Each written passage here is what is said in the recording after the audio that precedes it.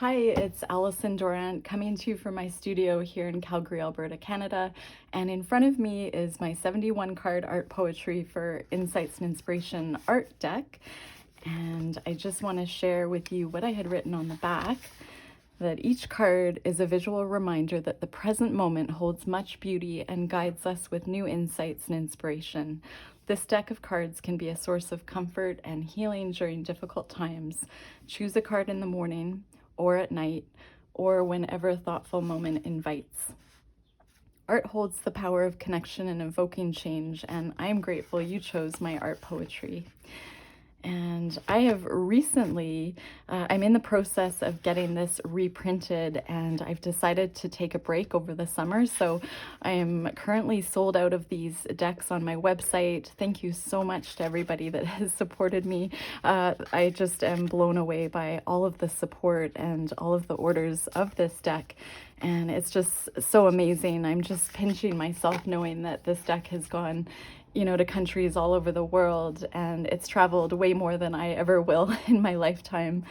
So I just want to express my gratitude. And if you didn't get a chance to order the deck, I do have a wait list on my website, and I will be I'm restocking it for September 1st approximately, as I just am going to take a break over the summer. I do all the fulfillment on my own, and it's just kept me super busy. So definitely a good thing, but I'm enjoying just this little break. And I thought I would just randomly pick a card today and just start my video off with this card, which is protect what you love. And for me, time comes to my mind, that time is something that I really have to protect as a very busy mom right now. And it's summertime, so school is out, and I need to protect that time with my family. So I've been not doing videos as regularly, but I do hope to get back to that, because I also need to protect my passion for creating and sharing my passion.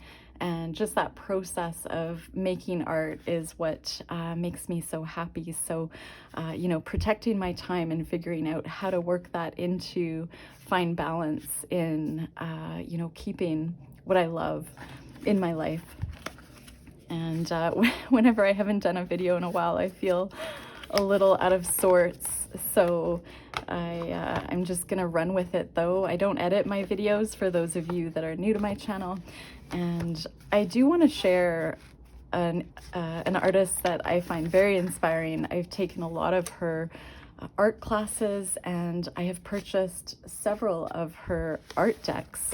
So this flower medicine deck is by artist Cathy Nichols.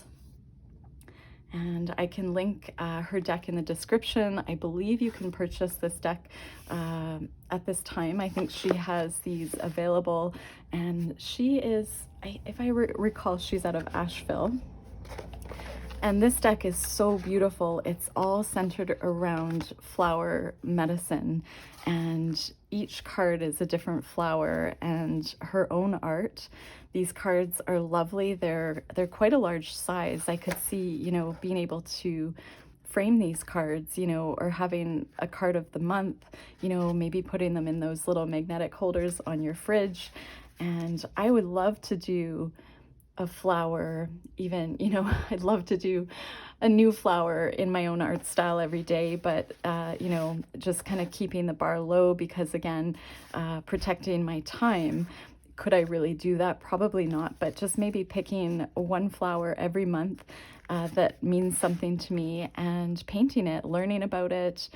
It would be really cool to put that in a deck form. So this is the back of the card by Cathy Nichols. So beautiful. Her art is really beautiful. It has a lot of texture. She's a mixed media artist, and she does a lot of collage and acrylics. And I'm just gonna flip through a few of these cards. And what I'm gonna do is I'm actually just gonna shuffle them and randomly pull a card. Look at the gold on the edge of this deck. Isn't that incredible? Absolutely stunning. It's just like, what a beautiful gift this is. And for someone that you know that loves flowers or gardening,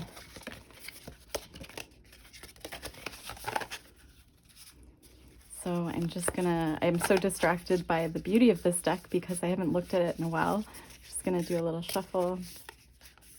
And she wrote a reference guide to, let me just see if I can find it here.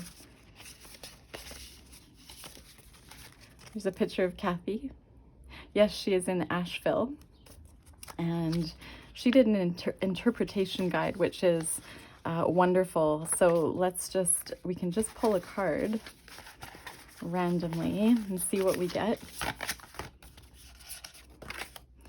Oh, that's too funny.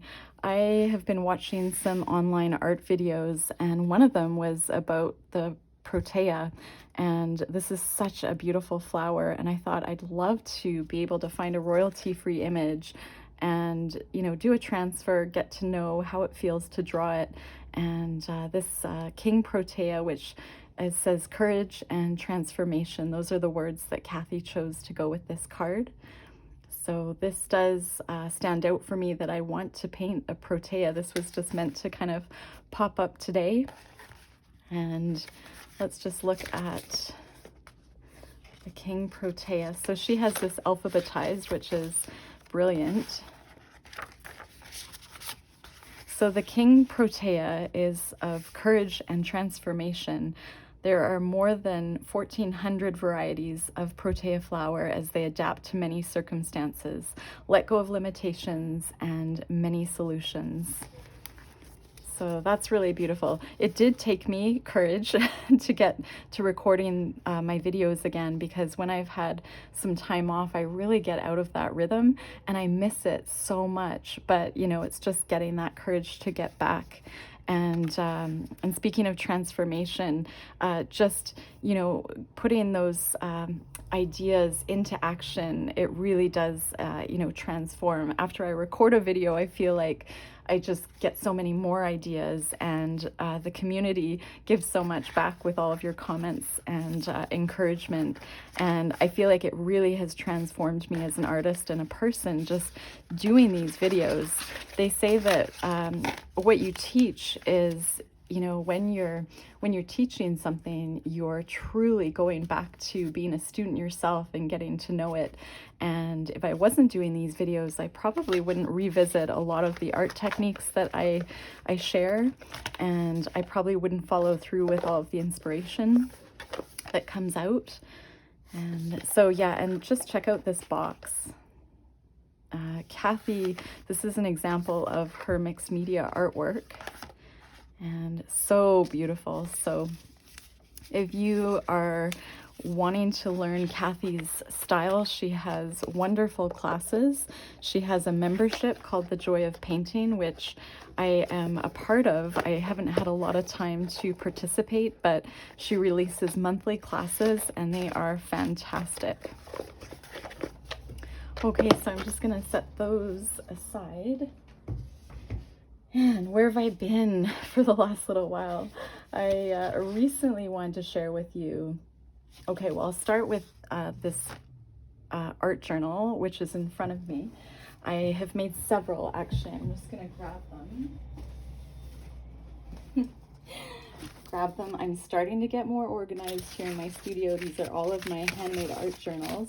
And then my favorite brown packing tape, which I love to add into some of my work, but I'm just going to take these out.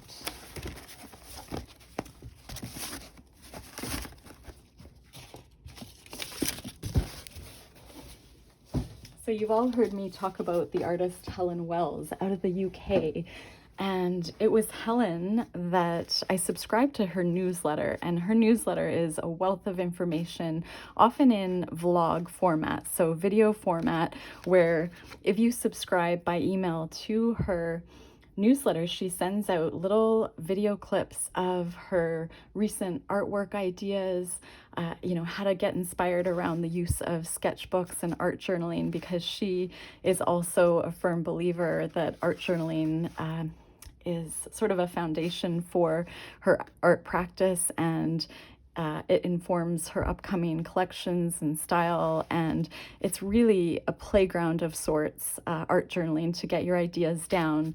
And I was so inspired by one of her videos, her vlogs that had been sent out, probably 2 or 3 weeks ago, maybe a little bit longer, but it was all about how to take a large piece of paper and make it into a journal. And it's not quite an accordion journal. I don't know how to describe it, but she, for free, shares a video of how she makes these journals.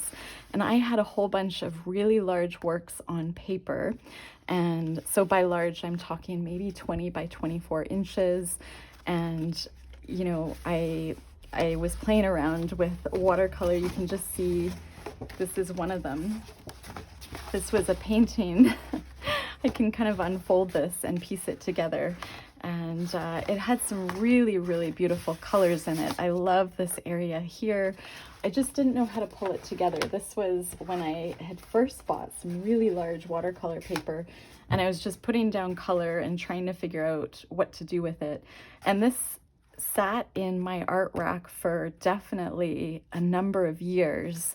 And when I saw her video about using a large piece of paper, an old work, and showing how to design it in like an art journal format, I was all over that. And it was a really warm summer night, and I grabbed probably 4 pieces of large paper works that I hadn't finished, and I just decided to turn them into art journals. And so you will probably be able to find that video of hers. Let me know if you can't, and you know, I can kind of maybe help guide to what style of art journal this is. But it's just kind of reawakened my inspiration for sketchbooks and art journaling. This is a landscape in collage that I just was playing around with ideas, and I hope to do some mark making over top. And it's really about, when you get an idea, getting it out as soon as you get that idea and putting it onto something like, you know, a journal or a piece of paper that would otherwise maybe be sitting in an art rack or a drawer or a closet, and using that for future inspiration. Wow, I feel like I'm really, really rambling and not doing much painting today, but I know a lot of you say that that's okay, and that's, yeah, so I appreciate you. Where am I? So yeah, Helen Wells, looking at how to make an art journal of really large works on paper. I mean, it doesn't have to be a really large piece of paper, probably larger than this. This would be an 11 by 15, but it would make a very small journal because it takes quite a few folds. So I'm not going to get into the technique because that is Helen's technique. And I hope you subscribe to her newsletter, or even contact her if it's something you feel like might be of interest, and how to find that video. Okay, so I want to show you what I've been up to. Even though I have not been doing videos, I have still been painting. And one exercise I thought we could do today is getting down colors that we love in sort of an abstract, botanical, floral format, and using that as a jumping off point. So these are examples of works on paper where I put down just really bright colors I was craving in the moment, and using a lot of greens and just energy and doing it quickly. This is on 140-pound Arches cold press watercolor paper, so it's a beautiful paper to work on. I also use a variety of professional watercolors. Here's another one. So just getting colors down and looking for ways to move the pigment with water and turning it into something. So these are backgrounds that, you know, you can think of as almost underpaintings of sorts. So I hope to share something like this with you today. So getting out your watercolors and 140-pound watercolor paper. This was another piece that I had started. So this is a more traditional style of my art poetry painting, which is far from done, but that base is done. I put down colors which I really love and I was kind of craving in the moment. I'll just take you out a bit. And I love the golds, the shimmers. I believe that was the Stone Ground Paint Co. Prairie Gold that I had used. I know a lot of you will be asking about that gold. Starting with polka dots, because that is one of my favorite marks. And yeah, this is on those crescent boards that I had talked about in one of my previous videos, and they can be hard to find here in Calgary, but they're just a wonderful, slightly more costly compared to high quality paper. But I am using these because I hope to put them into an art show that has certain requirements in November this year. This is when I was just learning to see what tape I liked in marking off borders of my watercolors. I tend to just paint to the edge of a lot of my works, so I have an example of that. Well, yeah, this I guess is a bit of an example. This is something I have been finishing in the last couple days. This is my reticulated style, which I'm not teaching at this point. Maybe one day I'll share it. It's a technique that I discovered and love, and I kind of consider part of my style, and just creating these girls. So this is not finished, but you can just see how I've painted right to the edge. And I'll show you another example of one. I'm gonna take it off my wall. So I just finished this particular piece, and you can see how this was not easy to frame. I just purchased a really cheap frame off of Amazon in 18 by 12 inches, and I'm letting it breathe because I finished it just a couple nights ago. So before I put glass, the glass is actually in behind here, but I'll let it breathe for a little while just to dry fully, and then I'll finish it with glass. You can see though, I painted right to the edge. So, you know, if I was to recommend, if you're selling your work, just to leave a bit of space. So this is sort of me experimenting with leaving those borders, that space, and giving that some breathing room. I'm just gonna get that back up on my wall. And so these are just little studies. These aren't finished, but again, I take a larger sheet of paper, taped it off, and then just kind of played around and really let go and experimented. And at some point I'll go back and finish these, and I'm not sure what I'll do with them, but they'll make great little studies, little cards. Okay, and now we'll get into, oh, the other thing, yeah, okay, this is another style which I tend to add embroidery to. I had released a collection, a couple years ago, titled Finding Frida One Stitch at a Time. It had a Mexican folk art kind of feel. This was really about smushing paint down.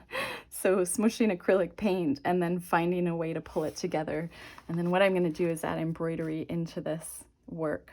So this one is not yet finished, but just shows another style I like to do. And of course, my mountains, this is a mountain painting on that crescent watercolor board, and I am really enjoying the boards. I'm almost finished this. I just don't know how to wrap it up.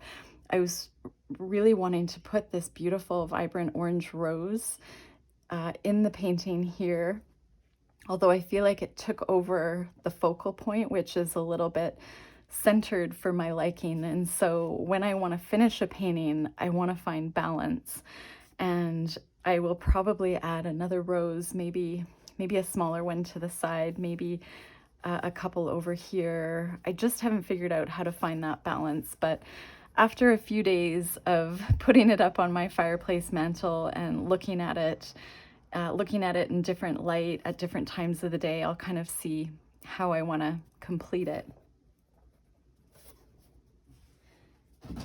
Okay, I'll show you. This is one more slightly different style, almost finished. I really was craving those turquoise colors. I love Daniel Smith watercolors, and they had a beautiful turquoise in a tube, and that was that turquoise that I used in here. So Okay, but on to painting with you all. Let's just create some space. So I'm just gonna look through my view and see what you're looking at. You can't see my Christmas socks because it's July, but I'm wearing Christmas socks.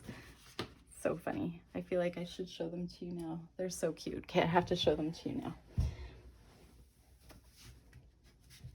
There they are. I don't know if you saw them, my cat socks. I always have a laugh because of my socks are often mismatched. Okay. If I edited my videos, I would be editing that out because in my head right now, I'm like, did I just do that? Okay, let's go to our watercolor paper. So 140 pounds, Canson XL watercolor paper is a great brand. I'm gonna work on that, as well as I'll probably do a piece on Arches, 140 pound, 11 by 14 inch. So we'll just take out a sheet of my Canson mixed media cold press, 140 pound watercolor paper. Remember, I'm in Canada, so if you see the pricing, it will seem, you know, you have to think of what currency is in your country. And I am going to use a round brush. I love to use number 12 round brushes, or number 10. These are quite big, but they just kind of keep things loose for me.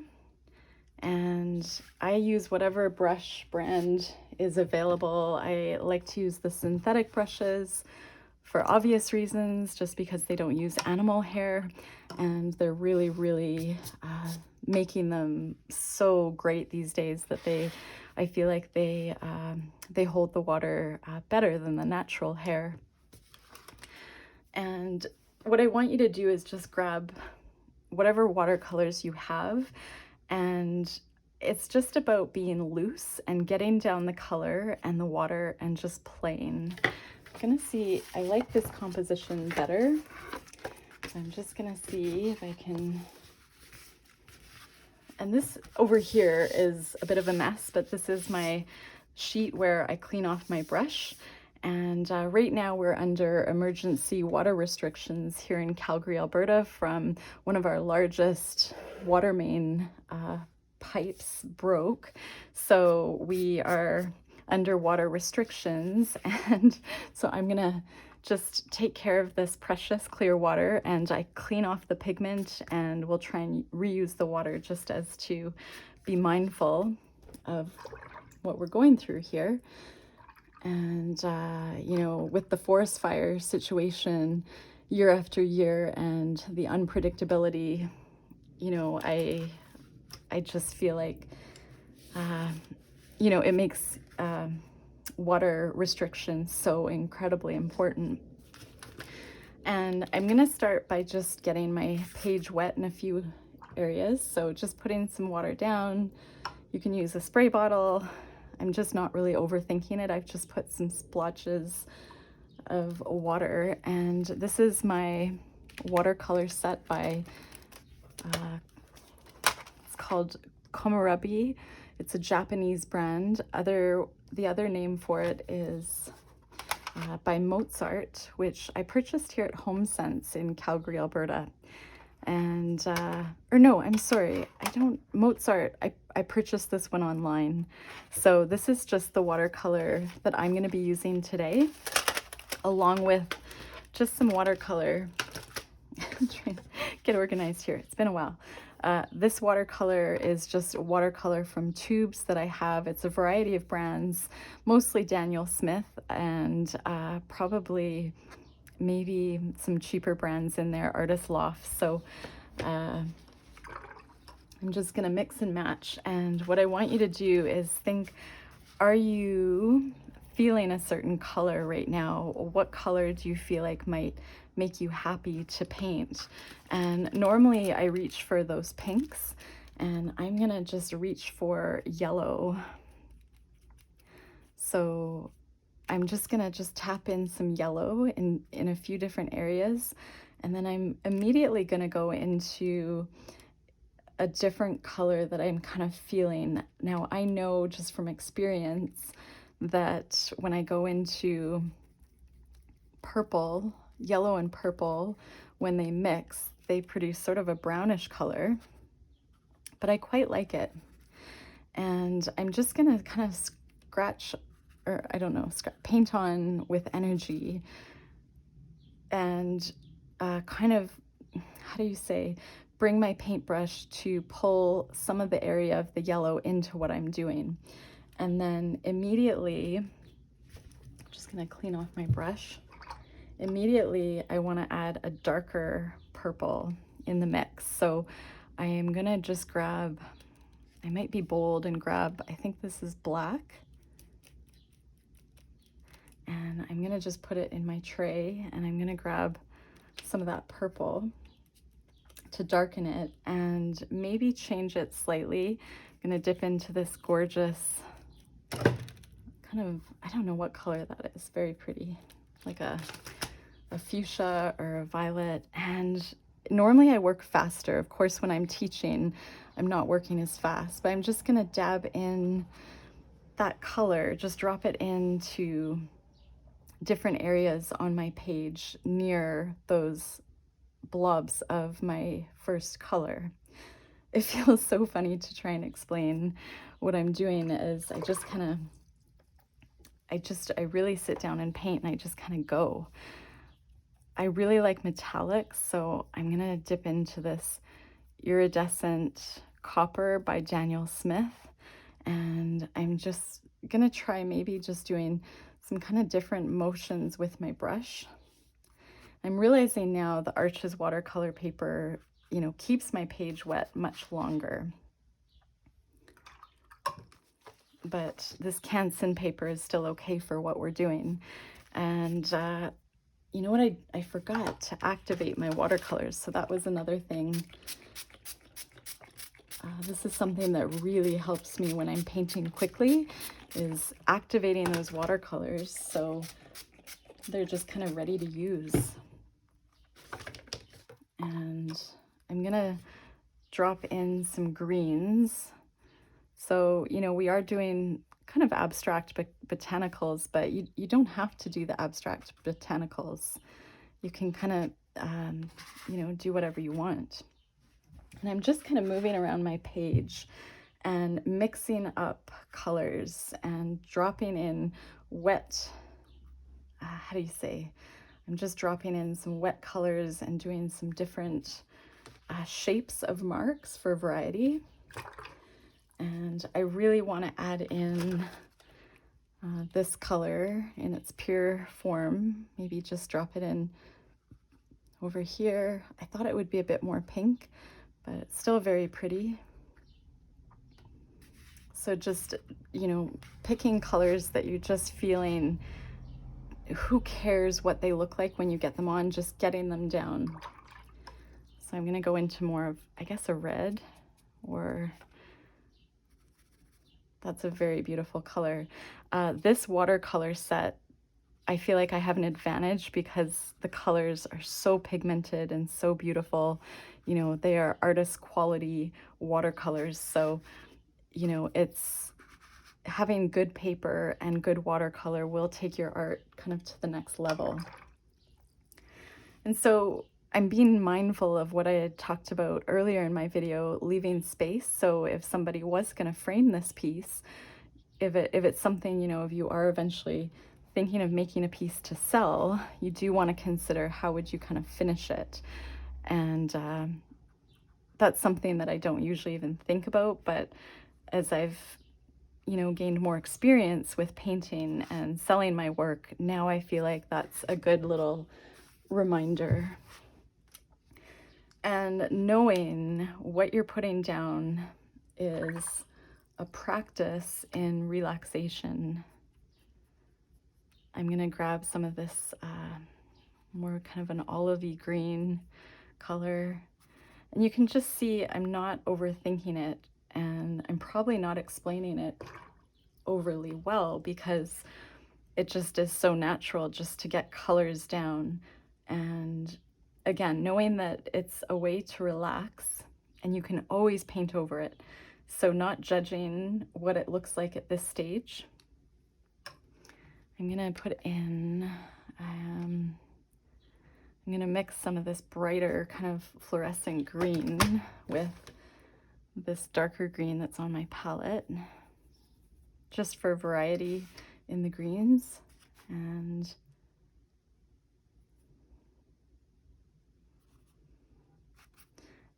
I'm kind of making the greens, I'm using more of a brush stroke with the greens, if that makes sense. Whereas when I'm going in with really beautiful bright colors, I'm thinking of it as more of sort of like a blob. I'm going to go into this mustard yellow and, you know, some areas that are still a bit wet, just going over top, moving it around, blending it, deciding, you know, what kind of lights me up as I'm working.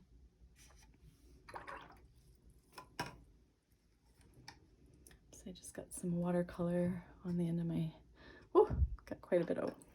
Just gonna grab a tissue.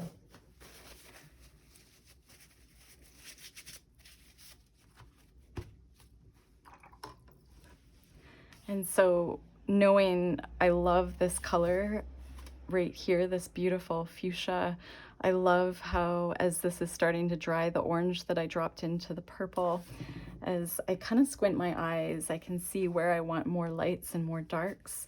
And that initial color, the yellow that I chose, I do want to bring that back in somehow.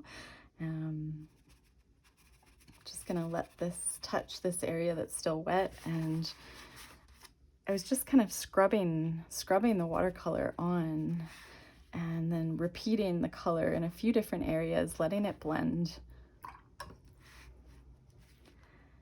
And maybe adding in that mustard yellow and that green again. Kind of looking at, how do I say, I'm gonna use the shape of the round brush to kind of bring back in some longer, almost stripy shapes. How do I explain it? Like grass almost. And knowing now I want to add in a darker color, like a dark brown, a brownish black. So I'm gonna take this dark brown right here and mix it with black. And I'm gonna spritz that, and just maybe a little more black, a little more brown. And in some of those areas I just put color down, I'm just gonna go through with the darker in a similar fashion, almost as though, how do I say it, I'm just not really overthinking what I'm doing. Seeing this blend, I don't love that color as much, so you can kind of blend it out while it's on the page, if that makes sense. Add a bit more dark in here and a bit of dark up there. And you're just filling your page with interest, jumping off points.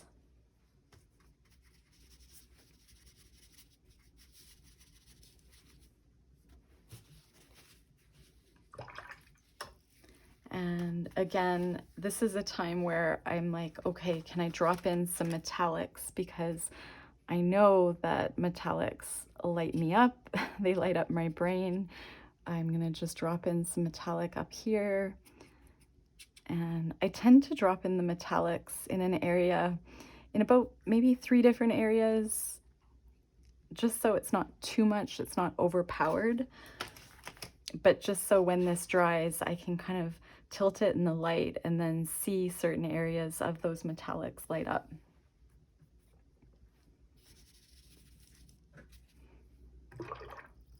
And again, I'm kind of looking at it and deciding what colors did I love and do I want to repeat them.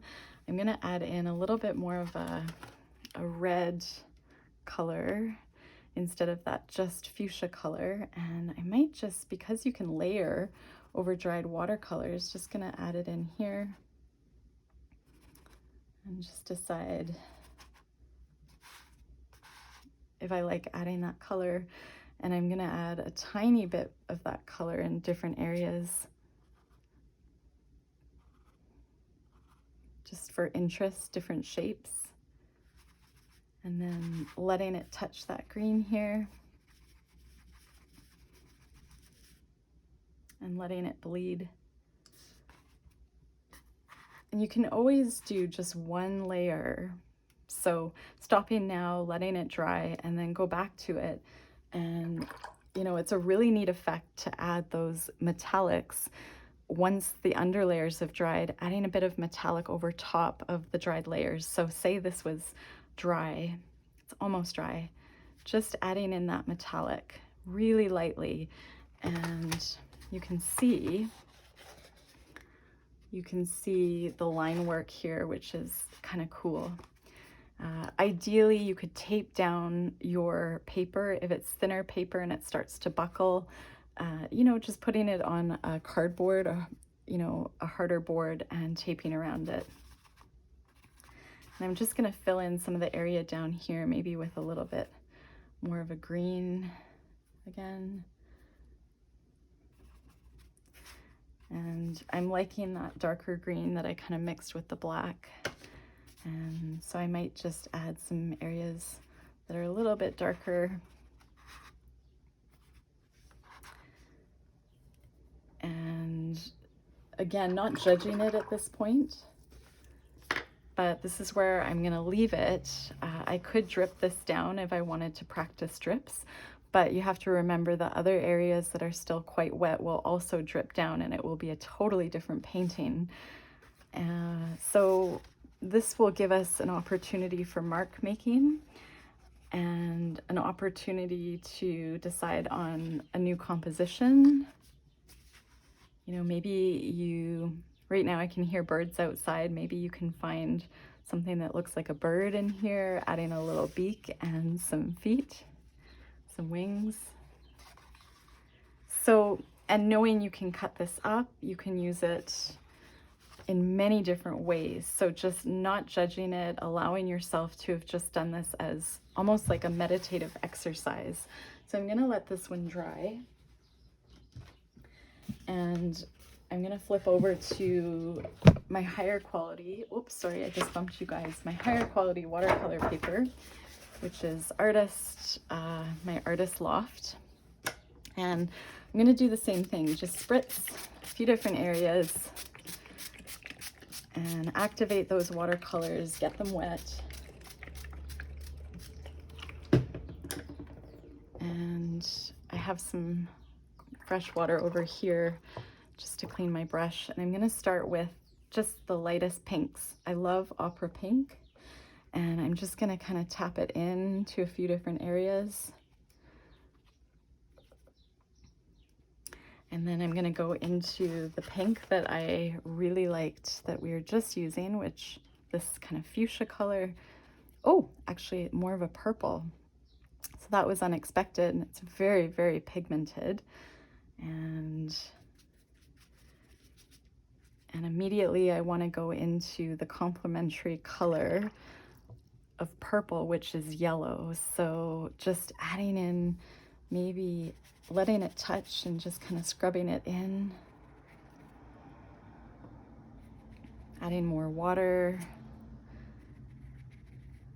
And just getting color down. And right now, I'd say I'm kind of judging it, but I'm not allowing myself to kind of have an opinion about it.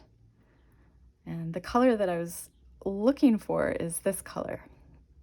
So right now my brain is lighting up again because the color that I had thought I was gonna pick, I now have. And once I've gotten some bright colors down, I'm gonna go into some orange here. And I almost use watercolor like wash sometimes. I use a lot of it.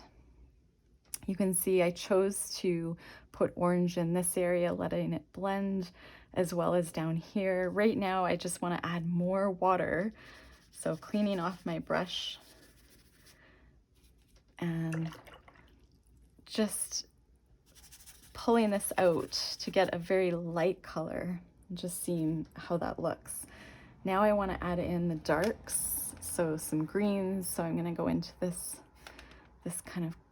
color and almost kind of making lines, some small, just jumping around the page. And immediately I want to add darker lines, so I'm going to use that combination of black and dark brown, going right over top some of those lines that I'd done, and letting them go through just areas that, like right now, just play. Now I'm gonna go with some greens. So I'm not gonna clean my brush. I'm gonna just go right into the green. And I have to admit, working on Canson today for some reason was just as enjoyable, because I don't know what it is, but there's something about when I had painted the ones I had showed you earlier in the video. I don't know if it's the humidity, you know, in Calgary.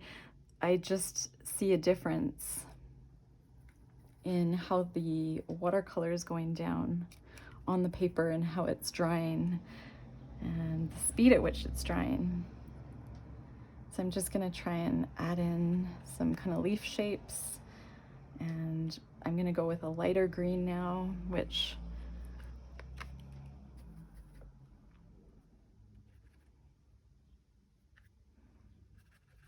and right now I'm kind of judging this. I don't love it, but I know when I'm working on really good quality paper, I can go over top of it with acrylic paints at some point in time. So this area here, I feel like I could drop in something maybe like a dark color. So I've just tapped it with water, and I'm just gonna drop in just a dark color to almost maybe provide a bit of a center to it. I'm gonna do the same here, just a little bit, and go with those splatters that I'm just kind of getting. And already I'm liking it better with the black splatters. Just tapping my brush, which has a fair bit of water and pigment, and just watching to see what's happening. I want to add a lighter orange down in this area. It's funny how you get used to certain brands of watercolor, certain palettes. I don't often paint with just this palette mixed with this one, so this is challenging me a little bit out of my comfort zone. I'm gonna add in that color there, just a little bit here. And you're kind of wanting to think about moving the colors you're adding around in a few different places and looking at what you like, repeating what you like, but not overdoing it, which can be tricky. And just reminding yourself, this is just an exercise that is probably lowering your blood pressure. It's activating that creativity in your brain. And it's not a waste. And it's so funny because, yeah, looking at this, if I wasn't filming, I would be like, oh, this is just like not going where I want it to. But if I step away from it and come back to it, again, adding acrylic paint is probably where I would take this. So I'm just trying to decide what I want to do. I think I want to let it dry and then just revisit it with fresh eyes. And remember that you can add collage, right? So I've been really into collage. And these are just papers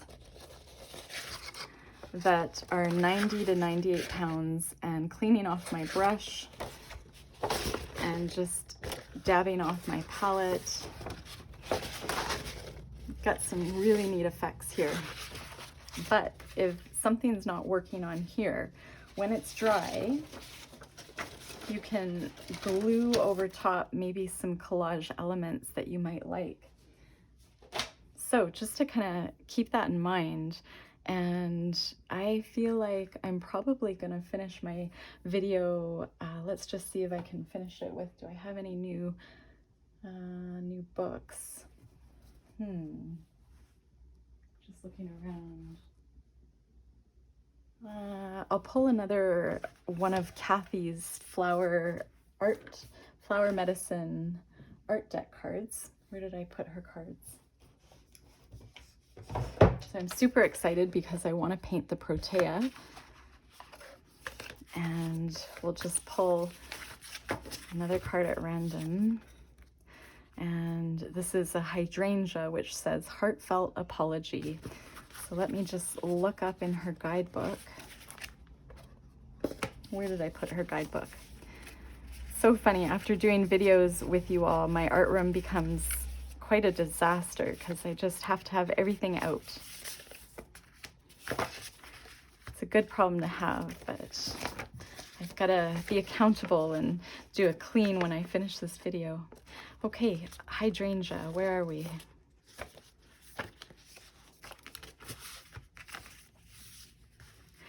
Heartfelt apology. Allow water to flow under the bridge. Forgive. If you are in the wrong, a sincere apology will heal an important rift. And yeah, that's a really nice place to just to end the video. We have a lot of hydrangeas that have been blooming in Calgary. They're really, really beautiful.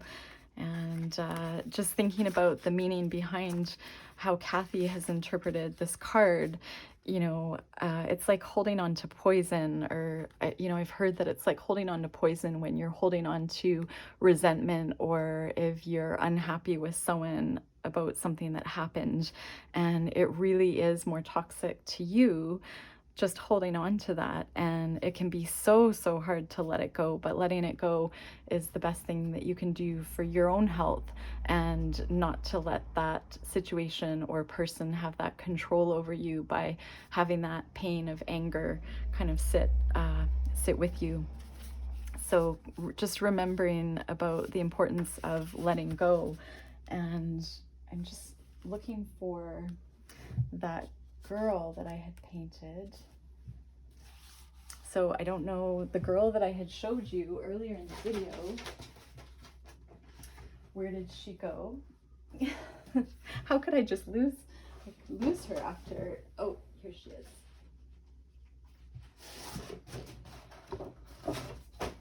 So I had written almost as though she was wearing a necklace here. Let go, just the importance of letting go of things that don't serve you, thoughts, memories, and just how it can be such a good practice to let go. You can see here, I got a bit stumped when I was completing this girl, and normally when I do my girls, I rely on watercolor and acrylic paints, and this is the first time that I've started to add collage. So you can see, when I was stumped, you can see here, this sheet of paper where I was cleaning off my brush, that is where, just the other night, I don't know if that's, how did I do that? There we go. This was the area that I had collaged out. And then the other one was somewhere down here. But just when you get stuck, being able to lean on the art journal that maybe you've created and thinking, oh, you know, it did feel really good to make this collage, and if I'm stuck on a painting, maybe I can consider taking it to another level of interest by adding collage. Collage is a great way to cover things up if you felt like you just weren't happy with a certain area of the painting.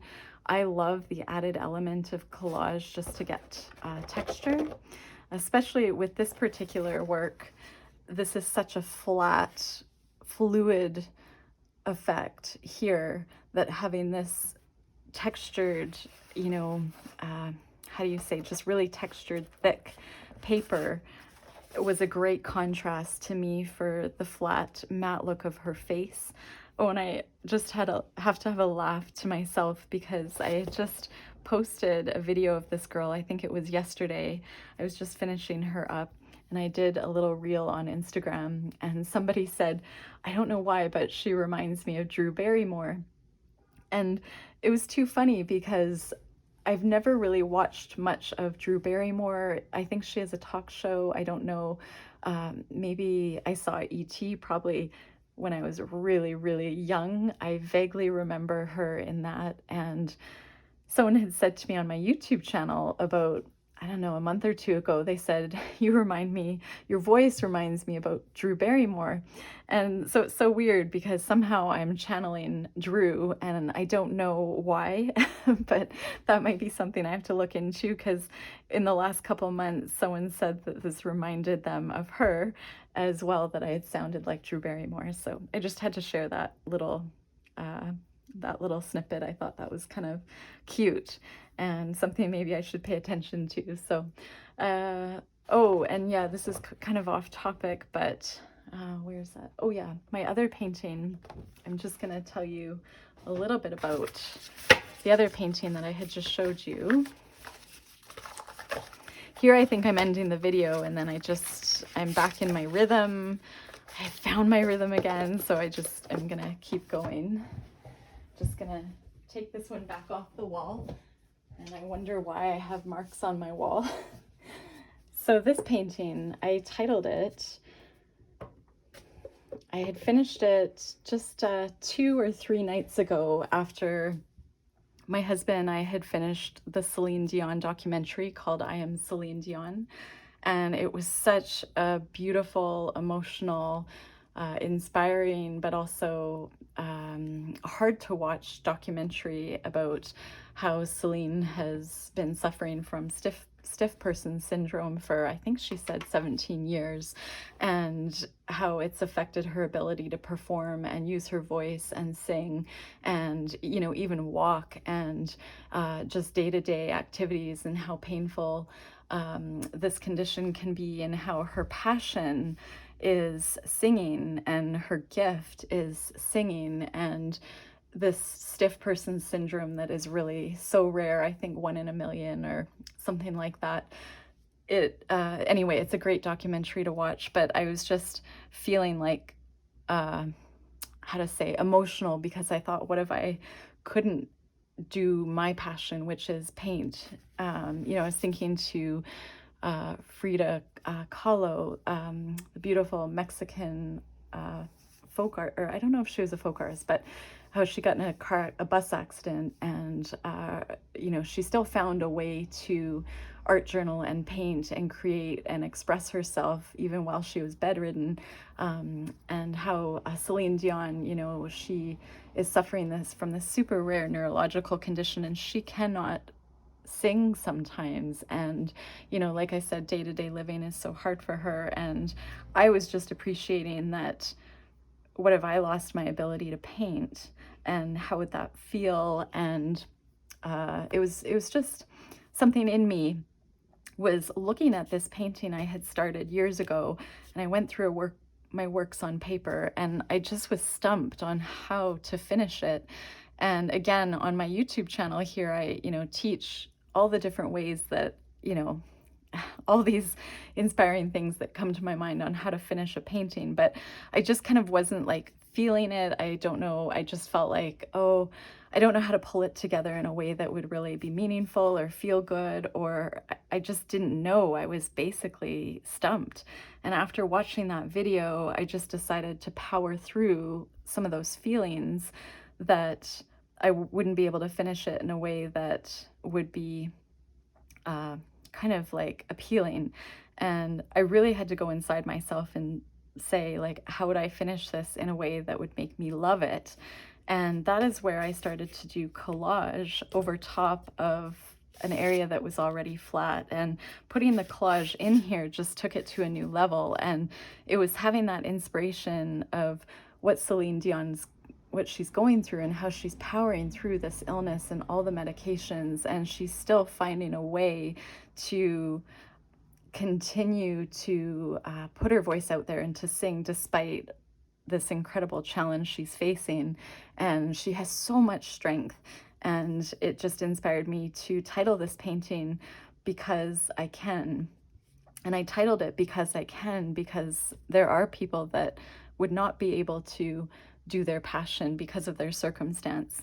So, you know, I remember listening to, I think it was a song called Because You Loved Me, oh gosh, when I was in junior high or high school. And for some reason, just this title, Because I Can, had come to my head. And I was finishing this, and now I'm so happy with this, and I see so much beauty in this piece that would otherwise just be sitting and being in a pile. So for those of you that subscribe to my channel, I really appreciate you, because I know I digress and I kind of go way off, but I don't edit my videos, and I just wanted to share the inspiration behind this piece and how I finished it, and also that documentary, because it was just really, really a great documentary, and that's just all I want to say. So thank you for being with me today, and I hope to see you all soon, and wishing you creativity and joy and hope and whatever you feel you need in your life in this moment. Take care.